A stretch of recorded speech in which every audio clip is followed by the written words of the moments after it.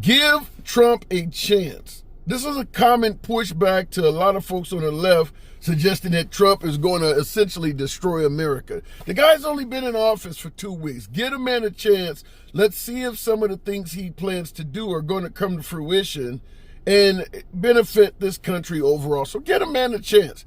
Now, on its face, that certainly makes sense. He's only been in office about 15 days or so give him a chance. The world hasn't began to burn yet or any of that.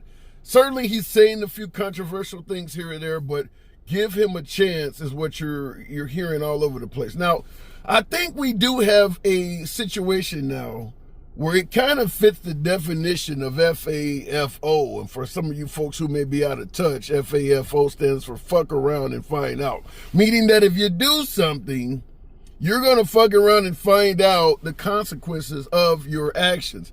I want to talk about Dearborn, Michigan, one of the most Arab populated counties. Large Muslim population in Dearborn, Michigan. Now, that county flipped red, voted Republican for the first time since 2000. So almost a quarter century they have been voting Democrat in Dearborn, Michigan. This go round in 2024, they voted for Trump. Heavy Muslim population.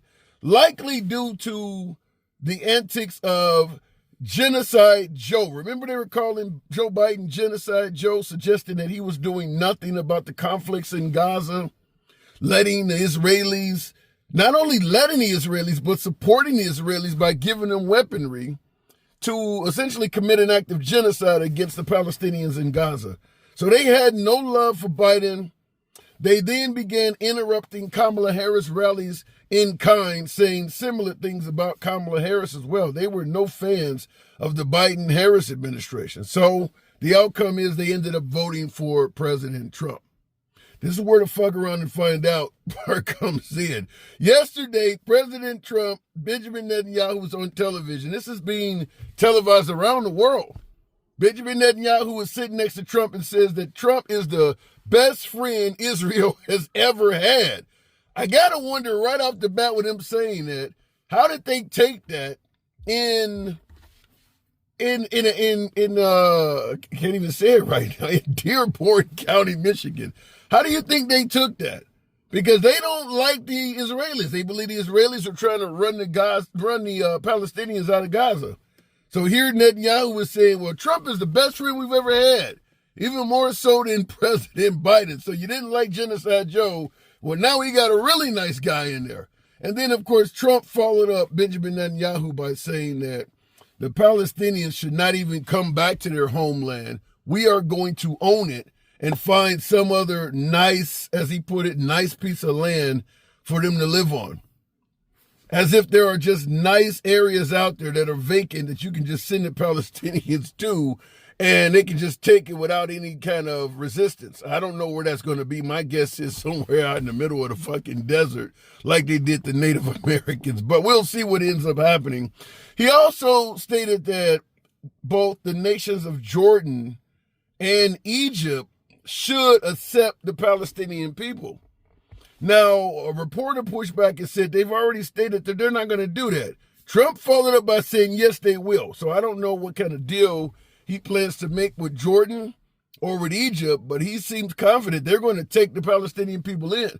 Here's the problem with this stuff. Not only are the Palestinians, if what Trump is saying is true, not only are they going to lose their homeland, once you move to Jordan or you move them to the nation of Egypt, a couple generations from this point, they will have assimilated and they're going to essentially become Egyptians or Jordanians. So they're not just losing their homeland, they're going to lose their existence. They're going to, 2-3 generations down the line, they're Jordanians. Their children, their offspring are all called Jordanians now. Or they're all called Egyptians now. So the Palestinian culture as a whole is possibly on a chopping block. Now that was supposed to be what Genocide Joe was supposed to be doing. That was Genocide Joe, getting rid of the Palestinians. No, it turns out they voted for Trump. They fucked around and found out. So I just want to ask you folks, how do you think that they're feeling in in Dearborn County, Michigan today, because I can't imagine that they thought Biden and Harris were not treating the Palestinians properly, yelling "Free Palestine" at all of their rallies, and this is what they wanted. I can't imagine this is what they wanted, but maybe I'm getting it wrong. Let me know in the comments, what do you think? Do you think America should take ownership of Gaza? Now, the obvious hypocrisy to this is that President Trump promised to get us out of new wars, out of overseas conflicts and things like that. America would probably be the least welcome group of people that ever walked the streets of Gaza. We're the ones that gave the Israelis the weapons they used to level Gaza. So now we're going to go over there. So I want to make this clear. If we do what Trump says, he is definitely putting American servicemen in harm's way. There will certainly be, if we end up taking control of Gaza, as Trump talked about, you're going to have some dead Americans for that. I mean, because they're going to certainly be trying to commit every act of terror they can against America. We're not welcome in that region.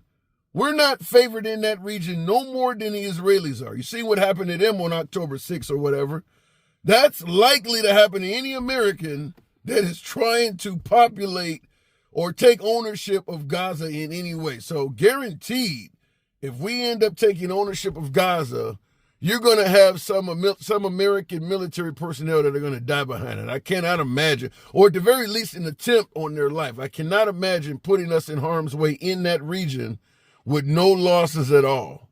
Let me know what you think in the comments, though. You think I'm getting this completely wrong? You think this is a good thing for America? Feel free to state that. If so, maybe you favor building some new high-tech Gaza Lago resorts in the area. Yeah, I said Gaza Lago. Some Gaza Lago resorts in the area. Who knows? Turn it into the next second coming of Dubai.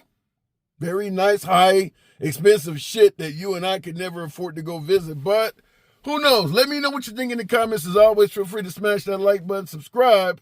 See you in the next video.